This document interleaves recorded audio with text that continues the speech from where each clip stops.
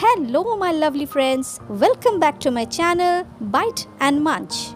আশা করি আপনারা সকলে ভালো আছেন। হাজির হয়ে গেছি আজকে চিকেন ফিঙ্গার্সের একটা ইজি রেসিপি নিয়ে। ঘরোয়া পদ্ধতিতে একদম ইজিভাবে রেস্টুরেন্ট স্টাইল চিকেন ফিঙ্গার্সের রেসিপির জন্য দেখে নেওয়া যাক কি কি আমি ব্যবহার করছি।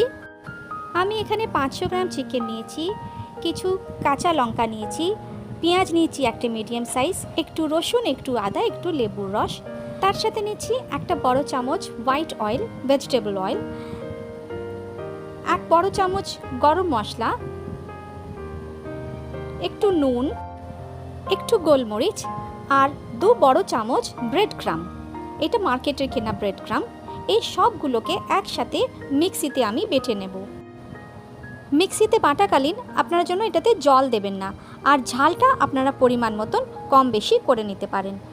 দেখুন আমার ভালোভাবে মিক্সিতে পেস্ট করা হয়ে গেছে। এবার এতে ওপর থেকে ঢেলে দেব কুচানো ধনেপাতা। এটাতে আমি একদম বেসিক মশলা দিয়েছি, কোনো এক্সট্রা কিছু মশলা দিইনি, আপনারা যেমন দেখতেই পাচ্ছেন।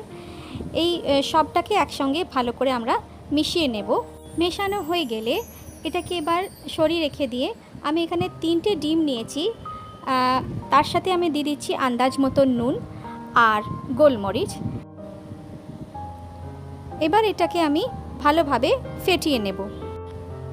এটাকে ফেটিয়ে আলাদা করে রেখে দেব।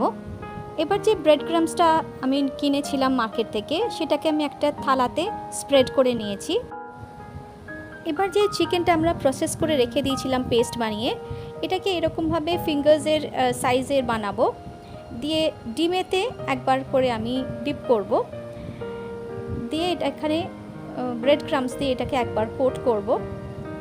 কোট করার পর আবার একবার এই ডিমটাতে আমি ডিপ করব। আপনারা একবারও করতে পারেন, কিন্তু 2বার করলে ক্রাঞ্চিনেসটা বেশ ভালো হয়, খেতে ভীষণ মুচমুচে হয়। এভাবে ব্রেড ক্রাম্সগুলোকে ভালো করে কোট করে একটা একটা করে রেখে দেব।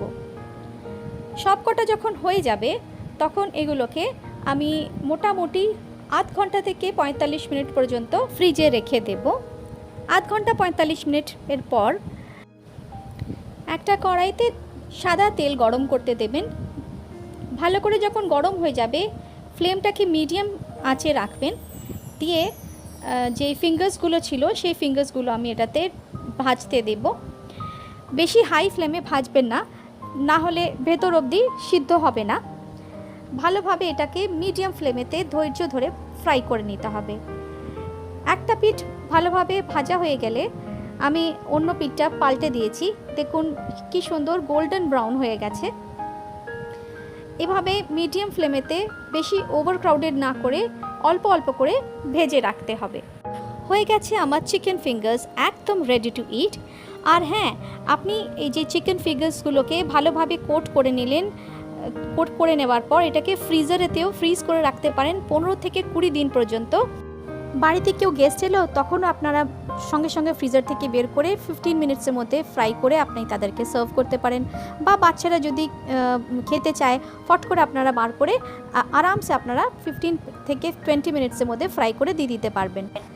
আশা করি চিকেন ফিঙ্গার্সের এই ইজি রেসিপিটা আপনাদের ভালো লেগেছে। ভালো লাগলে প্লিজ লাইক করে দেবেন, কমেন্ট করবেন, এবং যে বন্ধুরা আমার সাথে নতুন নতুন জয়েন করেছেন প্লিজ আমার চ্যানেলটাকে সাবস্ক্রাইব করে দেবেন এবং পাশে থাকা বেল আইকনটাকে অবশ্যই প্রেস করে দেবেন আবার নতুন নতুন ভিডিওর নোটিফিকেশন পাওয়ার জন্য। তাহলে দেখা হচ্ছে প্রতি বুধবার এবং শনিবার ঠিক দুপুর 12:30টার সময়। ততক্ষণ ভালো থাকবেন, ভালো রাখবেন সবাইকে। Bye bye and take care.